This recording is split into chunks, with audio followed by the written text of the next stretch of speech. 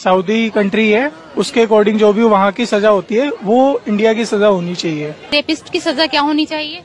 Saudi अरब की तरह एक सजा होनी चाहिए उसको। यहाँ पर सजाए मौत होनी चाहिए, जैसे अरब में होती है वैसे यहाँ भी होनी चाहिए। हर जगह होनी चाहिए ये चीज। ऐसे लोगों को तो छोड़ना ही नहीं चाहिए। उनका तो यही सजा है कि सजाए मौत हो उन्हें। जी, मौत की सजा होनी चाहिए जो सऊदी अरब में है। की सजा तो मौत ही होना चाहिए, क्योंकि 3 दिन के अंदर ही उसे मार देना चाहिए। अगर पुलिस पकड़े या कोई भी 3 दिन के अंदर उसे मार देना चाहिए। ये लूट मार जो हो रहा है, जैसे सऊदी अरब में नहीं है, यहाँ भी वैसे कानून होना चाहिए।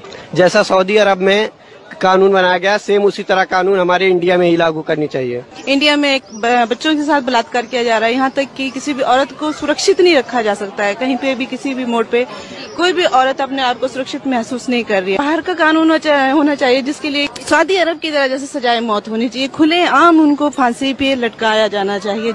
मैडम, जैसे अभी पूरे देश भर में जो रैप को लेकर घटनाएं घट रही है, मेरा ऐसा मानना है कि हमारी देश की सरकार को एक ऐसा कानून लागू करना चाहिए कि जैसे सऊदी अरब का कानून है कि वहाँ तत्काल 3 दिनों के अंदर मौत की सजा सरेआम आम जनता के बीच दी जाती है। तो मैं समझता हूँ कि अगर वो भी नियम कायदे कानून हमारे देश में लागू होंगे तो मैं समझता हूँ कि हमारे देश में से ये किसी घटना को जो अंजाम देता है वो उसकी रूह कांप उठेंगी और वो शायद इस घटना को अंजाम देने से पहले वो इस बात में सोचेगा कि यार मेरा अंजाम क्या होगा।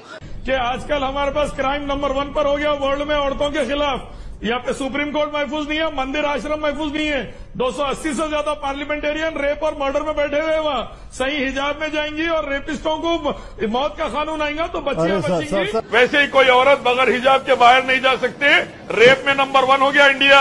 आश्रमों में, मंदिरों में, सुप्रीम कोर्ट में भी इज्जत पर अटैक हो जा रहा। इंद्रानी जैसे क्या बात कर रहे हैं आप? बोले मैं ये कहना चाहता हूँ कि जमीन आसमान संसार का रब एक, ईश्वर एक, तो यूनिफॉर्म सिविल और क्रिमिनल लॉ होना चाहिए ताकि चिन्मयानंद आसाराम को चौरस्ते पे लाके मुंडी मार के हिंदू बेटियों की और मुस्लिम बेटियों की इज्जत बचा सके।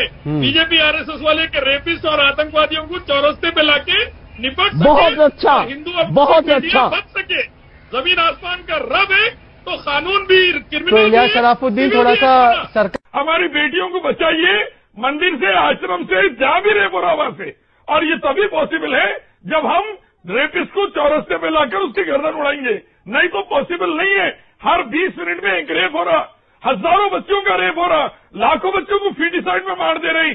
आज हिंदुस्तान के अंदर नारी सेफ नहीं है। क्राइम में नंबर 1 पे चले गए हम वर्ल्ड में औरतों के खिलाफ।